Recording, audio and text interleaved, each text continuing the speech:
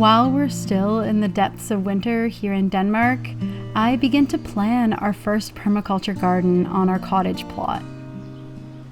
It's a dream I've had for a long time, and after years of home renovations, I finally have the time to dedicate to growing our own food and turning our property in our little seaside village into what will hopefully become a self-sustaining food-based ecosystem.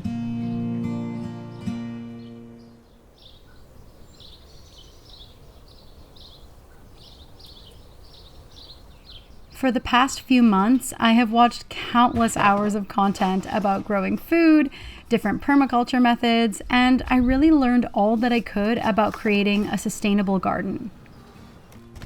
After all, if there is one thing that my neurodivergent brain excels at, it's hyper-focusing on a topic, pretty much at the exclusion of everything else that I actually need to do in my life, and this time was no different. So, after all that research, it's finally time to begin with planting seeds as starters. And, spoiler alert, you're going to be able to see that this is the area where I did the least amount of research. But even though I see that I'm making mistakes already, it just feels like a huge step to be placing seeds in soil, especially this early since it's only February.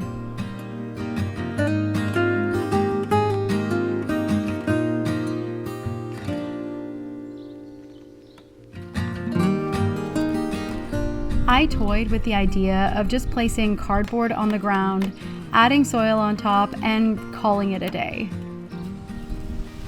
No-dig gardens are one of the easiest permaculture methods, but alas, our dog Pepsi tends to lack some spatial awareness, and I'm worried that he, along with any other wildlife that might be on our property, will tramp all over my freshly planted seeds.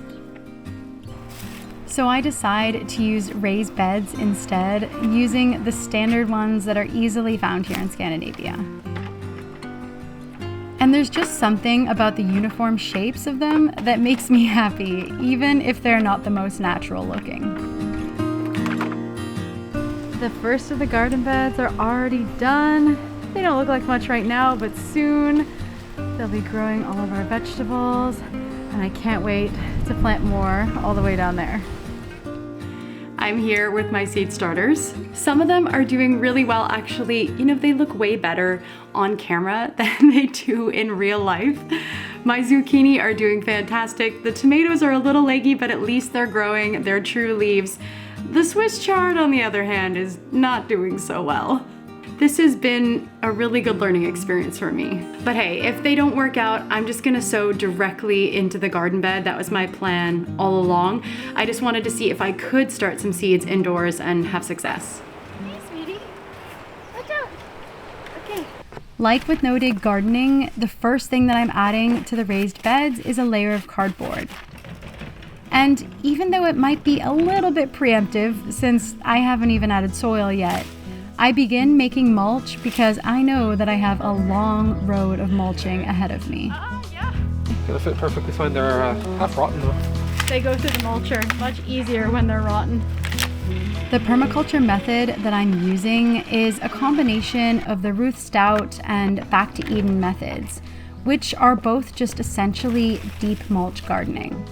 There's so many benefits that others can probably explain far better than I can, but suffice to say that I've heard from many sources that deep mulch gardening tends to be the permaculture method requiring the least amount of effort.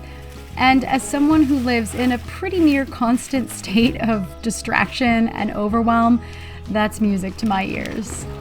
I just picked up all this mulch behind me that you can see from one of the other cottages in our area. I'm really trying to establish myself as the mulch girl this year. If you have garden waste, I will take it away because it's all of this beautiful mulch and compost for our garden that we get for free. And this is truly the case where one person's trash is another person's treasure.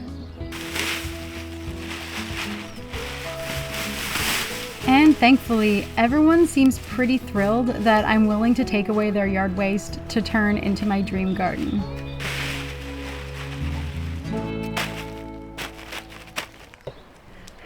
Well done. So this is just one tarp. Yeah, that's just one tarp. It's good. But this is gonna kill the grass, and then... Mind you, you can use the stones if you really want to keep this down. Yeah, I sticks do. Aren't going to do anything. That's a great idea. You sure you have the stones to do this? I'm so clever. Is that from the neighbors? Yeah, this is from the mulch. Let's do this. All right.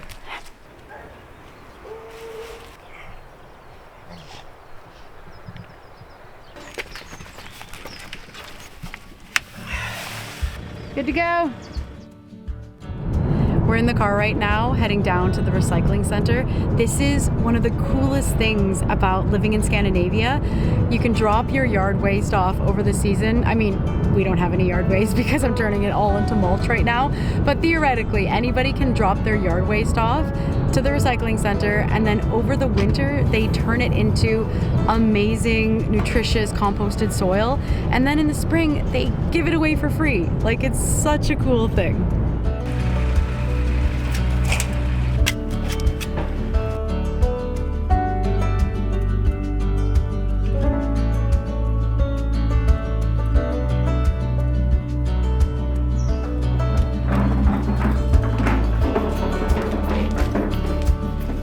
Be so much easier if this is all we had to put in the garden beds, like finding out we now have to add coconut coir and sand. It just feels like it's so much of a bigger job than it was before. I mean, I kind of knew it already. I know, and you told me it.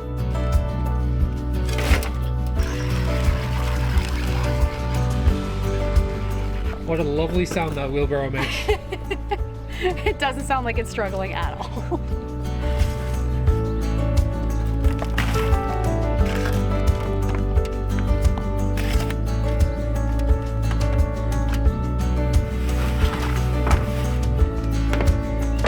Even though this project is primarily focused on providing food for ourselves, we also want to create an environment that supports wildlife. And that means having a safe space for birds, providing shelter and food.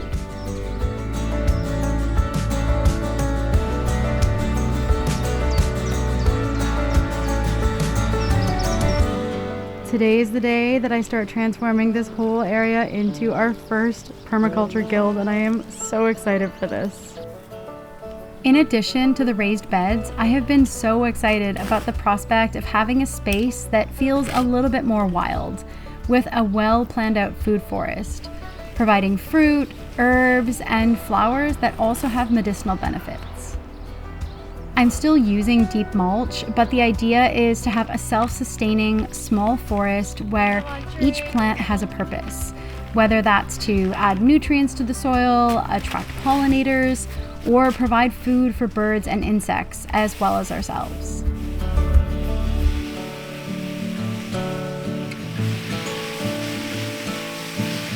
Okay, I have a plan. Actually, you know what? Hold on. Hey, Lucas. So it got a little bit bigger. It started out as this patch, and now it's, grown just to three times the size. Nice. Okay, I was trying to give an explanation. Can you take the camera? Sure. So I have a grand plan. It got a little bigger, the food forest, than I had originally planned, but the idea is that we started with raspberries and gooseberries and elderberries, and then we've got some shade-loving plants in the background with a walnut tree that is hopefully going to survive the transplant that we did.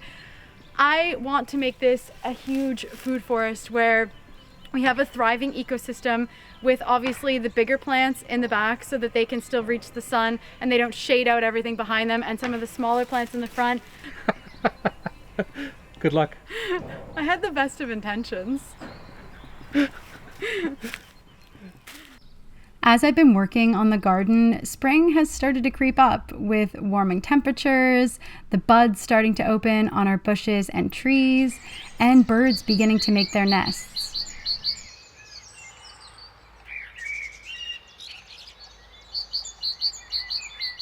The first of the rhubarb is even looking ready to harvest soon.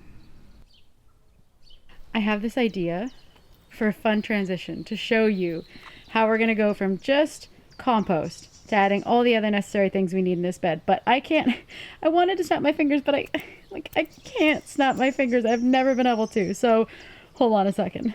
When you want it. Now, go ahead. Here it is. Thank you. There you go. That's perfect. And then there's a little corn cob holder that goes on the other side. It's gonna be so cute. I don't think they'll fit, Tara. You got the good stuff? Oh yeah, I got the goods.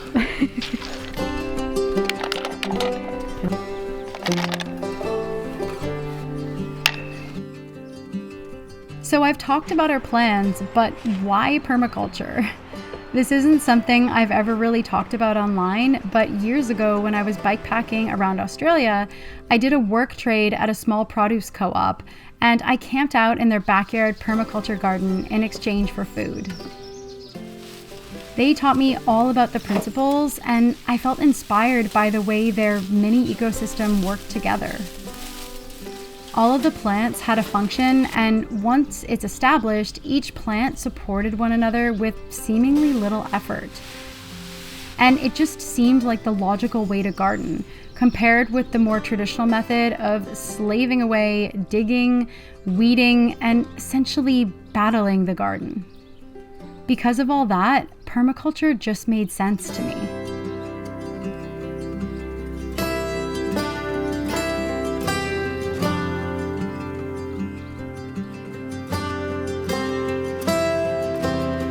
After I got home to Canada from that year in Australia, I joined several groups with the goal of setting up a sustainable community somewhere in South America, with growing our own food as the focus. And even though those dreams never came to fruition, it's something that I'm now able to realize just on a smaller scale.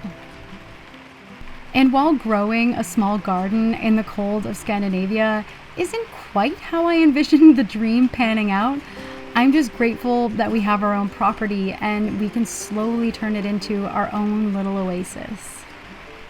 And honestly, most times it feels like we get about as much rain as a rainforest does anyways, so it makes it feel a little like the original goal.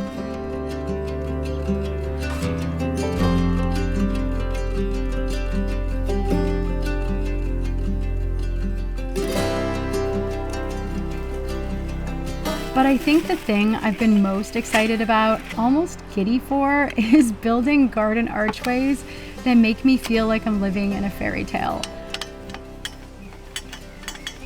Or at least that's how I hope it'll feel after they have plants growing up them, creating a little tunnel of greenery. They look a little wonky, but I am so happy with how these turned out. I can't wait to have peas and beans growing up these. It's gonna make the most magical little arch through.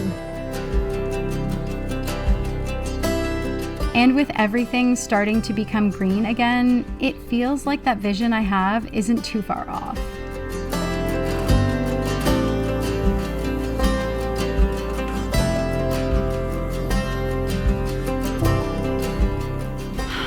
Okay, today is an exciting day because it is planting day. It has been really cold, so I haven't been able to plant much. I could have planted the thing I'm gonna start with today though, which is potatoes and garlic, but I have been a little bit nervous because this is really the first time that I've started a permaculture garden, so time to get over my nervousness and just go for it. I'm starting with the easiest items first.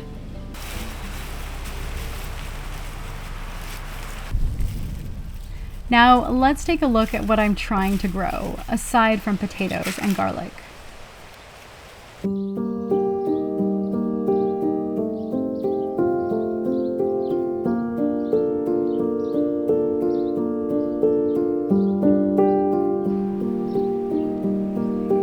First, I'm starting with planting the strawberry starters that I bought instead of growing them from seed myself. In this bed, I'm doing things slightly different. Because the strawberries will send out runners, I'm only putting them in this pattern here with a row of asparagus in the middle, and I'm hoping that the strawberries will send out runners that I can then transfer over to here, here to here, or some combination of that. And we go from this to fully planted and watered tomatoes, marigolds, rosemary, oregano, and basil.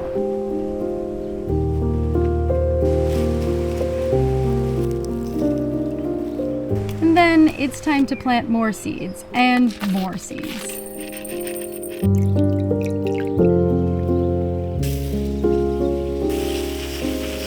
And also find a little time to relax in the garden that we've already created, like our little corner with a meadow and a pond.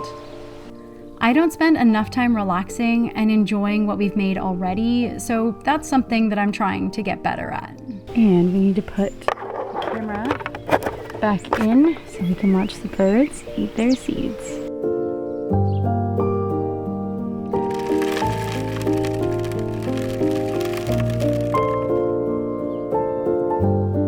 And it's ready. I realized I hadn't done a garden tour, so I want to show you everything we have. Here we're trying to kill our grass so we can plant wildflowers. We'll see how that goes, what success we have with it. This is our food forest here. We have so many different plants planted. Let me know if you want a tour of our food forest. The crazy thing is we're about to leave for a month in Norway, so we're hoping that the mulch and the sprinklers that we've set up will be enough to water everything and keep everything alive. You know, the blackbirds are making sure that everything is right in the food forest. Hopefully she doesn't eat all of my seeds that I've planted before we get home. Then we come around here and we have these garden beds that I've planted a bunch of other things in as well. We have tomatoes and a bunch of herbs. Lucas has set up a full irrigation system to water everything. It'll be the test to see how this goes while we're in Norway. Then we have strawberries and asparagus that I've planted here, also set up with the irrigation system. Then we come over to our next garden beds right here, which are more tomatoes and herbs. And of course, right now is the time that the ice cream truck is driving around ringing their bell. Yes, we still have those in Denmark. So we've set up the irrigation system with the tomato and herb beds here as well. And then we come around to my favorite part of the garden, which is the one I've built with the garden arches. So we're gonna be growing things vertically up here. It's gonna be peas and beans. But in the front bed, we have tomatoes and garlic and beans. We have some of our starters here that just didn't get around to planting, so they'll be covered by the sprinkler, thankfully. And then we have our next beds with some zucchini and companion plants. Same over there. And in the back here, we have radishes and kale and also more companion plants. And I've put what I've dubbed my bubblegum bush. I know it's not called that. It's a Montana clematis, but it really truly smells like bubblegum. I have put that here so that it is covered by the sprinkler as well. And I feel like we're going to be pretty covered with watering everything. Next, we have an area here that we are killing the grass to plant more wildflowers and hopefully another fruit tree. Crossing fingers for that. And we have a whole bed full of raspberries, which I have just put a soda bottle with one of those little garden spikes that will water it slowly, but there's plenty of mulch and these are well established, so they should be fine. And then we are going to go up to another section of the garden. You can see all of the irrigation system Lucas has set up. It's complicated. I don't know anything about this, so Lucas handles it all. Then the next part of our garden, we have a blueberry bed here, which is being taken over by ground elder. Please help if you know of a way to get rid of ground elder in the comments. I truly have just lost hope. But then we have our next bed, which is primarily Swiss chard with a bunch of companion plants. It will probably also be taken over by ground elder when we get home, so TBT on that one. Then there is the next part of our garden, which is not so much for us, but is for the pollinators instead. We are definitely going to expand this into a much bigger patch. But for now, we have our little path going to our pond, which we also need to fill with plants, and all of the wildflowers that have started growing here. That is the little tour of our garden. Oh wait, I forgot. We have a cherry tree here and a couple more fruit trees down here, which I didn't show. But there's so much work to be done. As you can see, we have so much turf grass that we need to expand into wildflowers and just make more environmentally friendly. But this is the start of our garden. And I can't neglect to mention the lilacs, which are perfectly in season right now, which I am so sad about. We're leaving during lilac season, but hopefully we'll be able to smell plenty when we're on the road in our camper. Thank you so much for watching, and I'm looking forward to updating you about our garden as we go along.